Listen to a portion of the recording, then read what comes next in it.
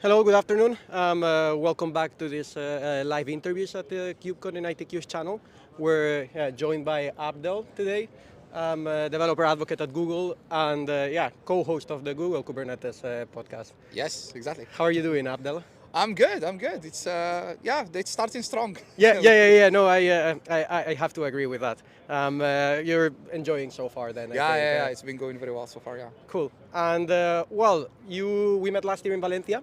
Yes. And since then you became the co-host of the Google Kubernetes podcast. Yes. About what, like 6 months ago? 6 months ago, October last year. Or Yeah. something. Exactly. Yeah, that's awesome. How are you enjoying that role? It's a lot of fun. It's a lot of work. I can imagine. We are very lucky to have a team actually helping us, so we don't do all the heavy lifting, especially when it comes into editing and stuff like that. So we have a team doing that for us. It's a lot of fun because the show have very good reputation, and we're able to basically get access to anyone we want. We reach out to people and they're happy to be on the show, so that's a plus. I get to chat with a lot of people, learn a lot of things. Also, push myself to learn things. Because we have to somehow follow what's going on, and we have to be able to be relevant. So there are a lot of topics that are the cloud native space is moving so fast.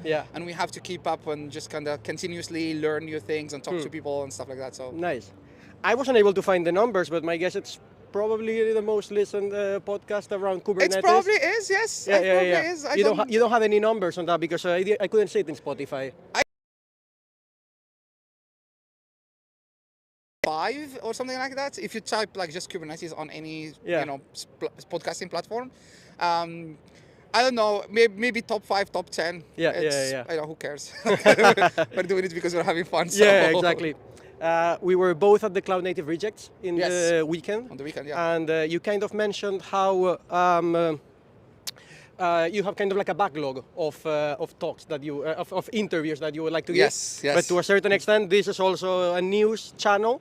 Yeah. So how do you deal with that? Are there as well? Can you tell us a bit about some interesting talks that are in that backlog? Yeah, okay. So, I don't want to spoil everything, but we are having few people talking about WASM. Yeah. It's like one of these new technologies that is popping up now, and there are companies pushing for it. Yesterday there was a WASM day in one of the pre-KubeCon events. One of these day zero events was WASM day, just talking about WASM. So there are a lot of other topics, like we're covering things like technologies like WASM and the new Container D. There's new stuff going on Container D. Software supply chain is another one, but we're also talking a little bit about like concepts like platform engineering, DevOps, stuff like that. So we have a good lineup of guests that are going to talk about all these topics, communities, things like that. So nice. It's a good combination of topics. I hope that will be interesting for people. Yeah, awesome. Well, you just actually just mentioned software supply chain. Yes. You gave a talk in Rejects about that. Yes. Great talk, by the way. Thank you. I just want to ask you, for the people who might not know, what is a software supply chain? Yeah, so software supply chain is basically a way to describe the process by which you get your software from your developer environment or your developer laptop into production. So all the tools, workflows, processes, systems you use to get a piece of software from a developer laptop into a server is a supply chain. And the analogy here is coming from the supply chain world, which is how do you get food from farm to table. Logistics. Yeah, exactly, from a logistics point of view. So that's essentially what software supply chain means. It's basically the processes, workflows, and tools used. So that includes CI/CD, it includes the development environment, it includes where do you store your artifacts, it includes where do you run them, how do you scan them, how do you secure them, etc., etc. Yeah. Okay. But your talk wasn't it was not general about software supply chain, but rather like how to secure that software supply chain, because of course there's a bunch of processes, right? Or there's a bunch of dependencies as well. Yes. Dependencies which have dependencies which have dependencies. Yes. It's a nest and doll situation. Can you tell us a little bit where in that supply chain you could kind of make the error and end up with vulnerabilities in your code that's in production? I mean, at any step, really. My talk was really focused on highlighting the problem or the problem space, I would say, which is a software supply chain system is a complex system which includes multiple steps and multiple tools, and every single tool and every single step could be potentially vulnerable to one or multiple types of attacks. For the last 25 years, most of IT security have been mostly focused on production security. So how do we keep the bad actors out of our system? with software supply chain, it's a reaction to the realization that you could actually be vulnerable at multiple steps. So some examples could be pulling the wrong dependencies, or not pulling the wrong dependencies as in the wrong version, but pulling a vulnerable dependency. It could be something like having a rogue internal actor that is like maliciously doing something in your source code. It could be things like having somebody compromise your CI/CD pipeline. It could be that it's not like it never happened. It's happened in the last 3 months maybe. So there are multiple steps in which things can go wrong, and the software supply chain security whose responsibility is it to do this supply chain? Is it the developer? Is it sounds to me more like a platform thing, maybe app ops? What is your view on this? I think the short answer would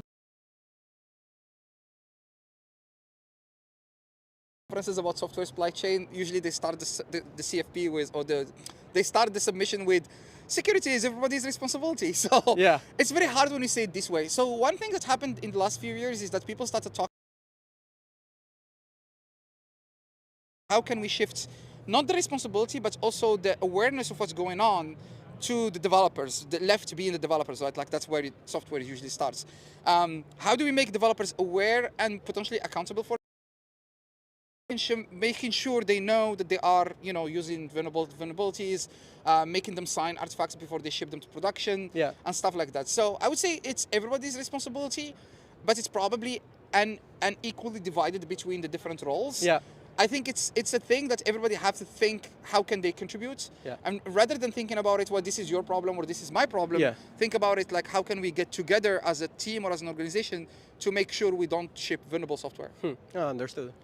And I was wondering, next to this talk you gave in Rejects, do you also have a chance to give any talk here in KubeCon as well? Not at KubeCon, I have a talk at the booth. Okay. And it's actually a subset of the talk I give at Cloud Native Rejects. Is the demo I did, which uses Cosign, which is a command line tool from SigStar, to sign images or to sign artifacts using a key, and then deploying them to Kubernetes and making sure that that the Kubernetes verifies that those artifacts have been signed before they get deployed. So I'm going to just do that part of the demo. And where and when? So it's at the booth, Google booth P17. It's at 7:25 p.m. tonight. So I think there will be a bunch of people after a couple of beers. So we'll see how it goes, right? So it'll be interesting. Nice. And sorry, you just before this talk, you mentioned that you're also going to be doing some interviews around the. Yes. So we're doing some interviews for the podcast. I was telling your camera crew that I want to get one of those handheld microphones. They look so cool. I only have the top part, which doesn't look as cool.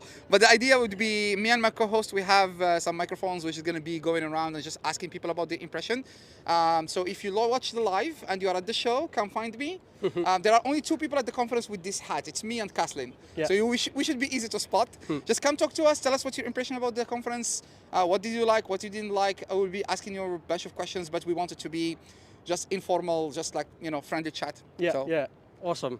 Well, to wrap up, for the people who might want to find you, congratulate you for your show, or ask you anything about software supply chain, GKE, anything. Where can they find you? I'm going to be at the conference for the rest of the week. I'm going to be mostly at the Google booth, except if I have some customer meetings. Come find me, just find the hat, or ask about me, Abdel, at the booth. They will point you to me. I'm the only one called Abdel, I think, today, or during this conference. Otherwise, you can follow the podcast on Twitter. That's Kubernetes Pod.